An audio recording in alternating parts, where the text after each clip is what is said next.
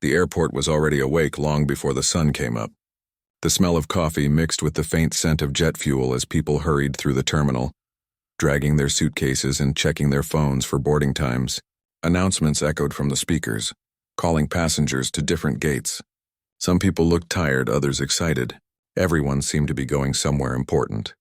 She walked among them quietly, a slim woman in her 30s wearing a simple blue jacket and faded jeans. Her brown hair was tied back in a loose bun, and a small silver chain peeked out from under her collar. She carried only a black backpack, no rolling suitcase, no fancy travel pillow. If anyone noticed her, they would have assumed she was just another traveler heading home after a long week. But she didn't walk like a regular traveler. There was something steady about her steps, something measured, almost too calm for a place filled with hurry and noise. When she reached the gate, she stopped for a moment and looked out through the wide window at the aircraft waiting outside. The plane looked huge against the pale morning sky, its metal body gleaming with sunlight.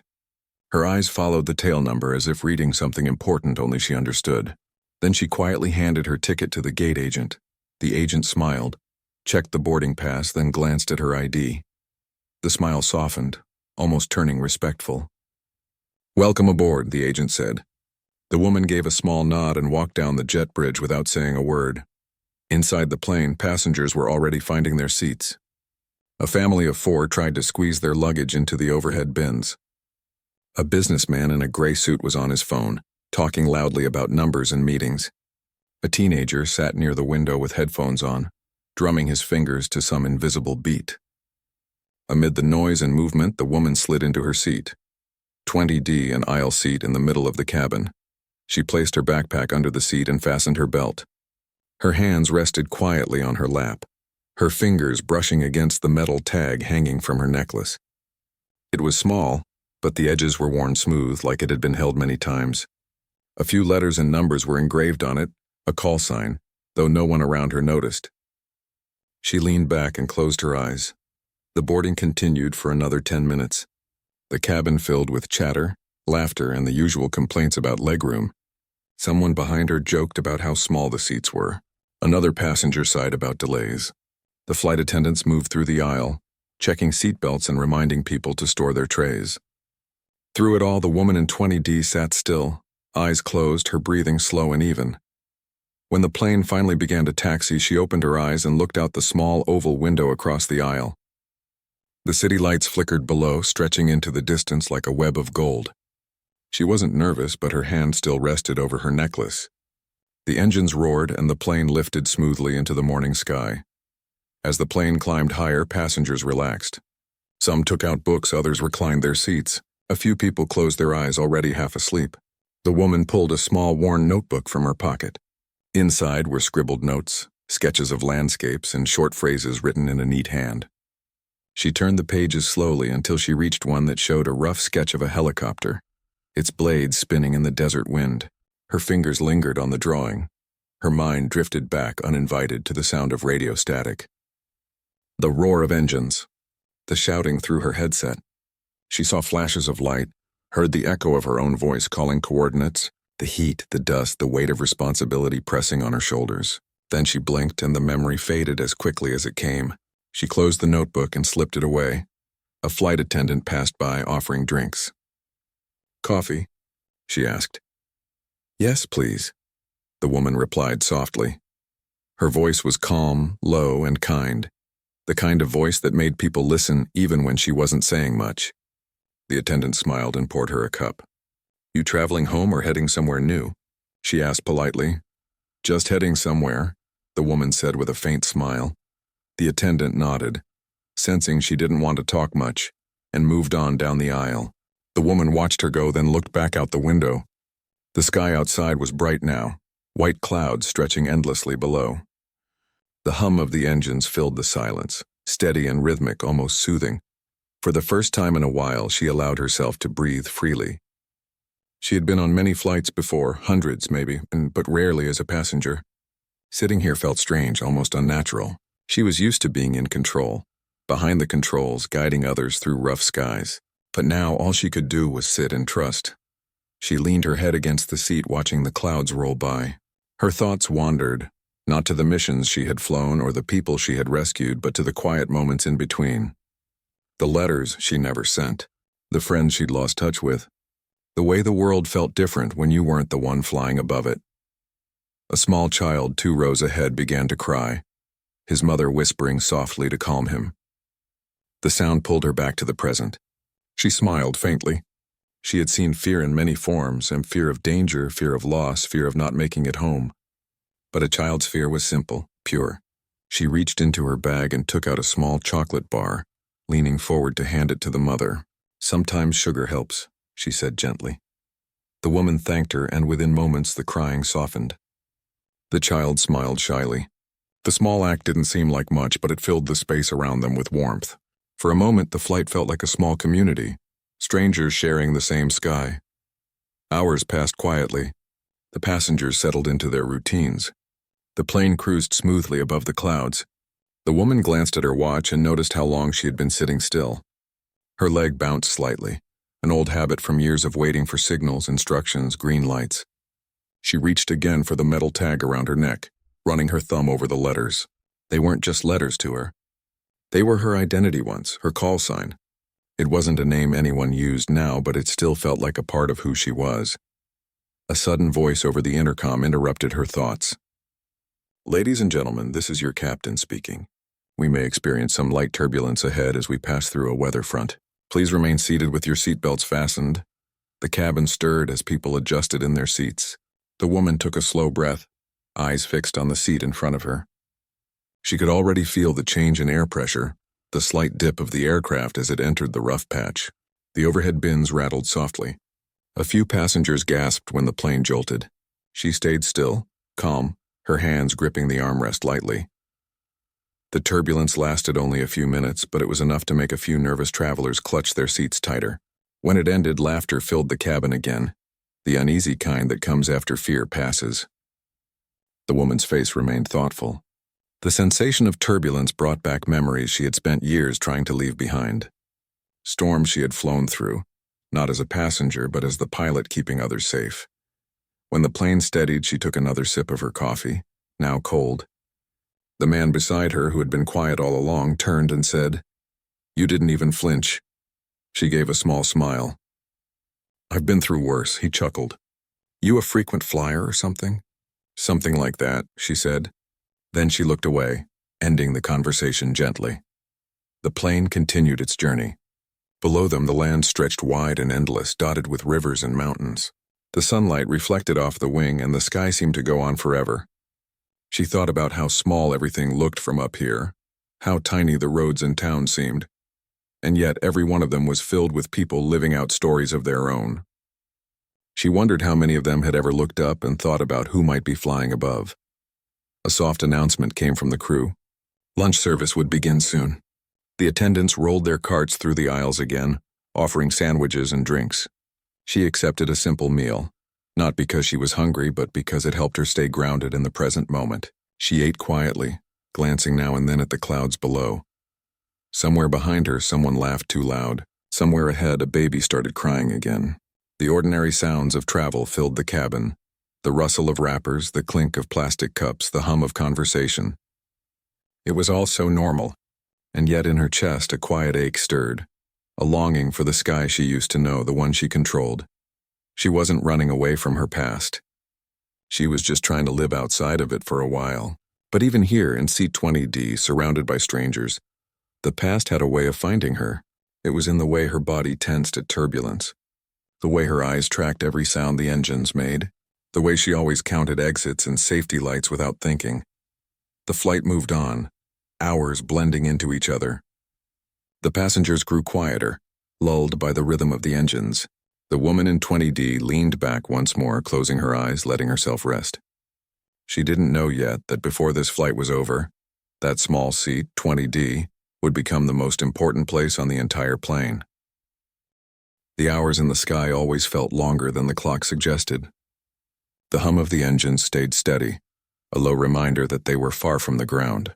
The woman in Seat 20D rested her head against the backrest, eyes half closed, the light flickering softly through the window. Around her, people were caught in their own worlds. Movies playing on screens, quiet conversations, and the soft rustle of pages turning. She looked peaceful, but her mind wasn't still. The metal tag around her neck tapped lightly against her chest each time the plane shifted. Her thumb brushed it once, a small motion she didn't even realize she was doing. The letters engraved on it felt familiar, like a heartbeat she could never forget. Outside, the sky had turned from bright blue to a soft golden hue. The clouds looked like waves frozen in place, and for a moment it almost felt like flying used to feel. Free, endless, alive. She closed her eyes again and let her mind drift back to a memory she had locked away for years. It started with the sound of the radio. The crackle of static, the distant voice calling for help. She could still hear it clearly even now. The air had been hot that day, the kind of heat that burned through clothing and turned metal scorching to the touch. She remembered the smell of fuel, the rumble beneath her boots as the rotors spun faster, until the ground seemed to shake. Ready to lift, she had said once, her voice calm and sharp through the headset. Let's bring them home. Back then, that was her life, flying into places everyone else tried to leave. Storms, floods, fires, disaster zones, it didn't matter. Her job was to get there first, to find those trapped and to bring them back. She had seen things she never talked about again. Faces covered in dust, hands reaching from rooftops, the eyes of people who had almost given up. But she had also seen gratitude, relief, life returning where everyone thought it was gone. Her call sign had carried weight. It wasn't just a name, it was a promise. When people heard it over the radio, they knew help was coming. But years of service had taken a toll. One mission had changed everything. Too much smoke, too little time, one engine failing mid-air. She had survived, but something inside her hadn't. After that, she grounded herself. No more flying, no more missions. She had told herself she was done. Yet sitting here, high above the clouds again, she couldn't escape the feeling that the sky wasn't done with her. The intercom crackled softly. Ladies and gentlemen, we're expecting some weather ahead. Please stay seated while we pass through. She opened her eyes. The flight attendants moved calmly through the aisle, checking seatbelts. The passengers groaned quietly. Someone joked about turbulence again. She smiled faintly, remembering how different it felt when you were the one controlling the aircraft. Up front, turbulence meant quick thinking, muscle memory, and trust in the machine. Back here, it was just waiting. The plane trembled slightly as it entered the thick clouds. The view outside disappeared, replaced by a gray haze. The woman's hand gripped the armrest lightly, not from fear, but from habit. Her eyes stayed fixed on the overhead light, the rhythm of her breathing steady. Around her, she could feel the tension rising. A few passengers tightened their seatbelts. The man across the aisle whispered something to his wife. The little boy she had given the chocolate to earlier clung to his mother's hand. A sudden jolt made a few gasps echo through the cabin. Drinks wobbled. Someone's phone slid off the tray. Then, as quickly as it started, the shaking stopped. The captain's voice returned, calm and professional, reassuring everyone it was normal. The passengers relaxed again, laughter returning like a wave of relief. The woman exhaled slowly. The storm outside was small compared to the ones she had flown through before. Still, the memories it brought back made her chest feel heavy. She looked down at her necklace, the tag cool against her fingers. The call sign shone faintly in the dim light, a reminder that no matter how far she ran, her past would always fly beside her. When the turbulence ended, the plane leveled again. The sun peeked through the clouds, painting the cabin in soft light. The flight attendants began to move again, checking on passengers and offering water. One of them stopped near 20D. "You doing all right?" she asked kindly. "That one was a bit rough," the woman smiled. "I've been through worse weather," she said lightly. The attendant chuckled. "You sound like a pilot." The woman's eyes met hers, the corners of her lips lifting. "Something like that," she said. She took a sip of water and leaned back, watching as the attendant moved on. She hadn't expected anyone to notice the tone in her voice, but old habits were hard to hide. Pilots carried a certain calm, the kind that came from knowing that fear didn't help anyone. The minutes passed quietly again. The passengers around her returned to their movies and books. The boy in front had fallen asleep, his head resting on his mother's shoulder. The hum of the engines felt almost comforting now. The woman glanced down at her wristwatch, an old one scratched along the edges but still working perfectly. It had once been part of her uniform, a silent companion through long nights in the air. As she looked at it, she couldn't help but think about how much time had changed her life. There was a strange peace in being forgotten and not being recognized, in living quietly, and yet deep inside, a part of her still missed the adrenaline, the urgency, the sense of purpose. She had told herself that leaving that world behind was for the best, but maybe a piece of it was still waiting for her somewhere, quietly calling her back. The captain's voice came on again. "Ladies and gentlemen, we'll begin our descent into Dallas in about an hour. Weather looks clear ahead. We appreciate your patience." People began to stretch, some gathering their belongings. The woman reached for her notebook again, flipping to a blank page. She didn't draw this time. Instead, she wrote a few words. "You can leave the sky, but the sky never leaves you." She looked at the sentence for a long time, then smiled to herself and closed the book. She didn't notice the man sitting 2 seats over watching her curiously. He had seen the small metal tag around her neck earlier, and now, after hearing her calm voice during the turbulence, he couldn't help but wonder who she really was, but he didn't ask. Something about her presence told him she wasn't someone to question. The cabin lights dimmed slightly as the evening crept in. The world outside turned orange and pink, the horizon glowing softly. The woman watched silently, her expression unreadable. Flying had always given her a strange mix of emotions, peace and pain woven together. Up here, she felt closer to the things she'd lost and farther from the noise of the world below. The plane continued smoothly, and for a while, it seemed like the rest of the journey would stay calm. The attendants were serving drinks again, people laughing softly, children playing games on screens. But as she reached for her cup of water, something caught her attention. A sound, faint but off rhythm. It wasn't coming from the engines or the air vents. It was human. She turned slightly, scanning the rows ahead. A man near the front stood suddenly, his hands gripping the seat in front of him. His face looked pale. Then, without warning, he collapsed into the aisle. The sound of the fall made everyone freeze. The laughter stopped. The attendants rushed forward. Someone gasped. The woman in seat 20D sat still for a moment, watching, assessing. Her eyes narrowed slightly, instinct taking over before thought could. She unbuckled her seatbelt quietly.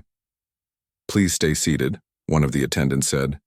Her voice nervous, but the woman was already standing. Her tone was firm but calm. "I can help," she said. The attendant hesitated, unsure. "Are you—" The woman showed her ID quickly, her movements smooth and practiced. The attendant's eyes widened for a moment, then nodded and stepped aside. The passengers looked on in silence as the woman knelt beside the man. Her voice became steady, commanding without being harsh. "Sir, can you hear me?" she said. No response. She checked his pulse, her fingers pressing against his neck. Then she looked up. "Get me the medical kit and oxygen," she told the attendant. The woman's hands moved quickly, precise, without panic. Around her, people whispered, some recording quietly, others holding their breath. The man wasn't breathing properly. The woman adjusted his position, spoke to him firmly, then began to guide the attendants through what to do. It was as if she had become someone else entirely. Not a quiet passenger anymore, but the person she used to be. The one who took control when everyone else froze. The one whose call sign once echoed through radios in storms and chaos. Passengers watched her work, her calm voice cutting through the tension in the air. The cabin that had been filled with laughter and chatter only moments ago was now silent, except for her words and the soft hum of the engines. She didn't know it yet, but from that moment on, seat 20D would never be just another seat. The cabin lights flickered as the tension spread through the rows. The man on the floor was motionless, his skin pale, his breathing shallow. Passengers craned their necks, whispering, some standing despite the flight attendants' pleas to stay seated. Panic was starting to ripple through the air. The woman from seat 20D was already kneeling beside him. Her movements were firm and sure, nothing uncertain or hesitant about them. "I need space," she said calmly but clearly, her voice cutting through the noise. The nearest flight attendant repeated her words, asking passengers to give room. The crowd slowly backed away, their faces a mix of worry and confusion. The woman touched the man's neck again, feeling for a pulse. It was faint and irregular. Her eyes scanned his face, then the color of his lips. She recognized the signs: oxygen deprivation. "He's going into distress," she said. "Bring me the oxygen mask now." One attendant ran to get the emergency kit. Another tried to call for medical assistance through the cabin phone. The passengers fell silent, watching the scene unfold like a movie. But for her, it wasn't a movie. It was muscle memory. She unbuttoned the man's collar gently, making sure his airway was clear. "Sir, can you hear me?" She tried again, leaning close, her voice steady. There was no response. She glanced up just as the flight attendant handed her the small green oxygen tank. She attached the mask quickly and adjusted it over the man's face. Then she looked up at the crew. "How far are we from the nearest airport?" "We're checking," one attendant replied nervously. "The captain's contacting control. Tell him to prepare for a possible medical diversion," she said. Her tone wasn't commanding, it was calm, confident. The kind that made people listen because they knew she understood what she was doing. Passengers whispered in low voices, some clutching their armrests, others staring wide-eyed. The hum of the engines seemed louder now. The air felt heavier. The woman's focus stayed on the man's breathing, counting silently under her breath. She had done this countless times before, though never in such a small space. On rescue flights, she'd had full medical teams beside her, heart monitors, tools. But here all she had was instinct and experience. When the man's breathing faltered, she reacted instantly. "He's losing air," she said. "I need someone to help me lift him slightly." A passenger nearby, a tall man in a baseball cap, stepped forward. "Tell me what to do." "Just help me tilt him," she instructed, demonstrating the angle. Together they raised the man's upper body, allowing his chest to expand more freely. The oxygen hissed softly as she adjusted the flow. Her calmness had an effect on everyone. The chaos slowly turned into order. The flight attendants followed her directions as though she were part of their crew. The captain checked in from the cockpit asking for updates. She answered every question clearly, her tone level, her breathing steady. Minutes passed. The man's breathing started to stabilize a little, though he was still weak. The color returned faintly to his face. Relief spread quietly through the nearby rows, but no one dared to speak too loudly. They all knew it wasn't over yet. The woman leaned back on her heels, wiping the sweat from her forehead with the back of her hand. She wasn't shaking, but her pulse was high. She wasn't afraid, she was in control. It was the same state she used to be in during rescue operations. Fully alert, every sense tuned to the smallest details. A flight attendant crouched beside her. "Do you want us to move him to the galley?" "There's more space there," she shook her head. "No, it's better here. Moving him could make things worse." She looked at the man again, studying his breathing. He was conscious now, faintly moving, his eyes half open. "You're okay," she said softly, adjusting the mask. "You're doing fine. Just stay with me." He blinked weakly, his lips trembling as if trying to form words. She smiled faintly. "Don't talk," she said. "Save your energy." The passengers nearby exhaled together, their fear easing just a little. One woman whispered a quiet prayer. Another passenger offered a bottle of water for her, but she waved it away politely. She wasn't thinking of herself. The captain's voice came over the intercom. "Ladies and gentlemen, we've received clearance to divert and land at the nearest airport for a medical emergency. Please remain seated and follow crew instructions." The announcement brought a new kind of silence, the kind that comes with realization. Everyone now understood how serious it was. But they also looked at the woman on the floor, realizing that she was the reason things hadn't turned into panic. The attendants moved swiftly to prepare the cabin. The seatbelt signs blinked on. The woman stayed with the man, one hand on his wrist, monitoring his pulse. The other held the oxygen mask steady. She didn't even flinch when the plane began to descend through light turbulence. "You've done this before," one attendant said quietly beside her, almost in awe. The woman didn't look up. "Something like that," she murmured. When the wheels touched the ground 20 minutes later, a soft cheer of relief rippled through the cabin. The passengers clapped quietly, not the usual happy applause after a flight, but a soft, grateful sound. The woman didn't react. Her focus was still on the man. She only exhaled when she heard the sound of paramedics boarding the plane. They rushed to her side with stretchers and equipment. "We'll take it from here," one of them said. She nodded and moved aside, giving them space. As they worked, one of the medics paused, looking at her ID badge. Recognition flickered in his eyes. He started, but she shook her head quickly, a silent request not to finish the sentence. He smiled knowingly. "You never stop helping, do you?" She gave a small smile, barely noticeable. "Habit, I guess." Within minutes, the man was lifted carefully onto the stretcher and taken off the plane. The passengers leaned into the aisle, watching quietly as he was rolled away. The woman stayed seated on the floor for a few seconds after, her back resting against a seat. Her breath finally slowing, the flight attendants surrounded her, all speaking at once. "Thank you so much. You saved him. You were incredible." She stood up slowly, brushing her hands off. "You did great," she said to them instead. Everyone stayed calm. That's what mattered. When she returned to seat 20D, the passengers around her looked at her with a mix of awe and gratitude. Some smiled softly. A few whispered thank you as she walked by. She nodded to each of them but said nothing. She sat down again, fastening her seatbelt quietly. Her hands trembled slightly now that it was over. She stared at them for a moment, surprised by the feeling. It wasn't fear, it was memory. The adrenaline fading always left a strange emptiness behind. A little girl across the aisle leaned toward her, clutching a napkin. "My mom said you helped that man," she whispered shyly. "I drew you something." The woman took the napkin carefully. It was a simple crayon drawing of an airplane with a smiling stick figure beside it. "Thank you," she said softly. "It's beautiful." The girl grinned and turned back to her seat. The woman folded the napkin neatly and slipped it into her jacket pocket. The captain came out from the cockpit after the paramedics had left. He approached her seat, his expression serious but kind. "Ma'am," he said, "I just wanted to thank you personally. You handled everything perfectly." She gave a small nod. "You and your crew were excellent," she replied. He hesitated, looking at her ID badge again. "You were a pilot once, weren't you?" Her smile was faint but warm. "Once," she said. "A long time ago," he extended his hand. "Well, today it didn't seem long ago at all. You've got the instincts of someone still in the air." She shook his hand gently. "Some things never really leave you," she said quietly. The captain nodded respectfully before returning to the cockpit. The plane took off again after refueling, heading toward Dallas. The passengers settled back into their seats, still whispering about what had happened. Some couldn't stop replaying the moment when she took control.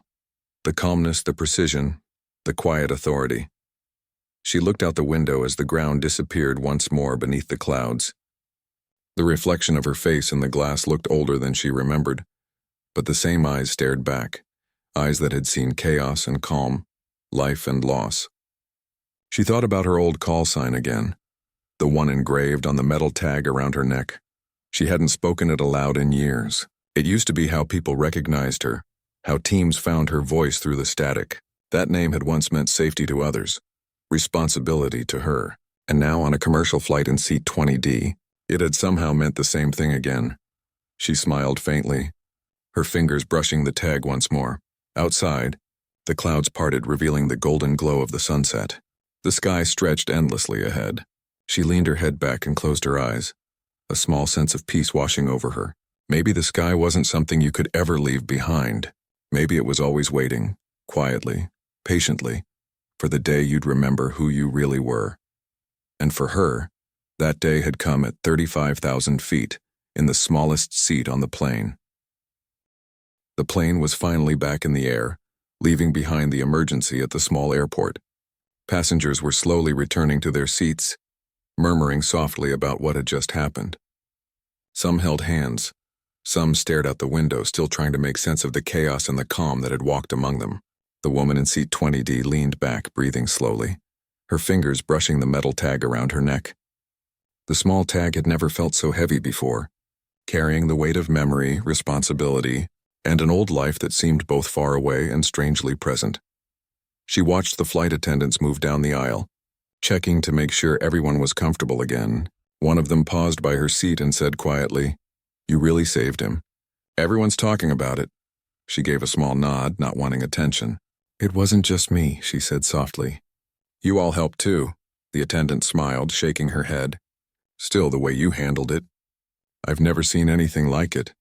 She looked out the window again, the clouds stretching endlessly below them, gold and orange from the late afternoon sun. She thought about the man who had collapsed. He had been lucky. Too many people weren't. That day, his life had been in her hands and she had done what needed to be done. But she also knew that luck wasn't always enough. And training didn't erase fear.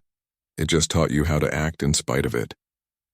As she sat quietly, her mind drifted back to the first time she had ever flown into danger. She was young, barely out of her training program, and everything had seemed new and impossible. The engines roaring, the wind screaming past the cockpit, her hands gripping the controls. She had been terrified, but she had also known she had a purpose. That sense of purpose had driven her through every storm, every fire, every call for help. Now in a commercial flight, she was far from that world, and yet it had found her again. She could feel the familiar tension in her body, the awareness, the focus, the readiness.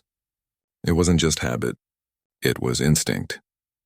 A few rows ahead, a young mother tried to calm her restless child, who had started crying again after the landing. The woman in 20D reached into her bag and pulled out a small pack of wet wipes. She leaned forward quietly and handed them to the mother. "Here," she said softly. "It might help a little." The mother looked at her, surprised, then smiled. "Thank you," she whispered. She nodded and returned to her seat, feeling a strange warmth spread through her chest. It wasn't about recognition. It wasn't about praise. It was about small actions, about being present, about the little things that made a difference. The flight continued. The passengers had mostly quieted down now, some still exchanging whispers about the emergency, some looking around to see if the woman in 20D would say anything else. She didn't. She didn't need to. Her presence alone had left an impression. She leaned back in her seat, letting her mind wander again. The sky outside was beginning to darken, turning a deep blue with streaks of pink and gold along the horizon. The sun was setting, and the lights of distant cities were beginning to sparkle below, tiny points of life in a vast landscape. She had flown over cities like this countless times, each one filled with stories, with people going about their lives unaware of the world above them. Her thoughts turned to her old team. She hadn't spoken to them in years, hadn't needed to, but in her mind she could hear their voices, the familiar crackle of the radio, the rush of orders and confirmations. She could see their faces, determined and focused, working together in impossible conditions. She had learned more about trust, courage, and sacrifice from those years than from any other part of her life, yet she had chosen to leave it all behind. One day she realized she could not keep carrying it. The sky had been a part of her, but it had also taken pieces of her she could never get back. She had walked away to find herself in ordinary places, in quiet streets, in long flights without urgency. She had hoped that being just another passenger would allow her to exist without the weight of responsibility. But the past had a way of catching up, even in seat 20D. The man who had collapsed earlier had been helped, but she knew his recovery depended on more than oxygen or medical care. It depended on timing, on the right person being in the right place. That had always been part of the job she had once held, understanding that every second mattered, that every choice could be the difference between life and death. She closed her eyes and leaned her head against the seat again. For a moment she allowed herself to imagine being back in the cockpit, engines roaring, eyes scanning the horizon, mind calculating, hands moving instinctively. The thought was comforting, familiar, but also painful. She had left that world behind for a reason. A gentle tap on her shoulder brought her back to reality. It was the flight attendant again. "Would you like some water or tea? You've been through a lot." "I'm fine," she said softly. "Thank you." The attendant nodded, understanding the unspoken message. Some people didn't need comfort from strangers. Some people needed quiet. She left her alone, moving down the aisle to help other passengers. The woman looked around the cabin, observing the reactions of those who had witnessed the emergency. She could see relief on faces, gratitude in eyes, and something else: curiosity, a desire to understand what had just happened. She didn't explain. She didn't need to. Her actions had spoken louder than words. A young man sitting across the aisle finally spoke, his voice low but full of admiration. "You were amazing back there." She turned to him briefly, offering a small, polite smile. "Thank you," she said simply. She didn't elaborate. Praise had never been her goal. The goal had always been the work itself, the act of helping, the act of saving. The plane continued its journey toward Dallas, the sky darkening fully now. The clouds were deep shades of blue and purple, dotted with the faint glow of the setting sun. Below, the lights of towns and highways stretched across the landscape like veins of gold.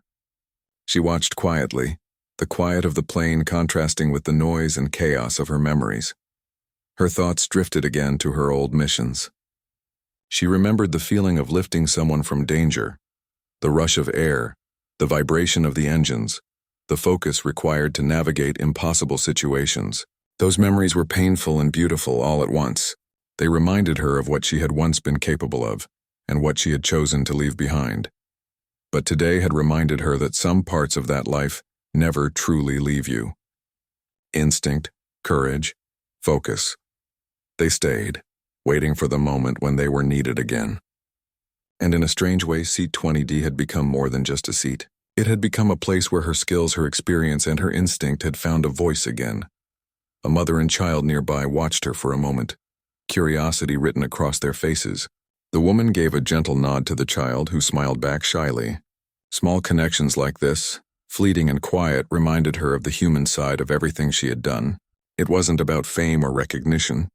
It was about people. It was always about people. The captain's voice came over the intercom again. "We're beginning our final approach into Dallas. Please make sure your seatbelts are fastened and your seats are upright." Passengers adjusted, some nervously, others calmly. The woman checked her seatbelt, leaned back, and exhaled slowly. The plane began to descend, the city lights growing brighter as they approached.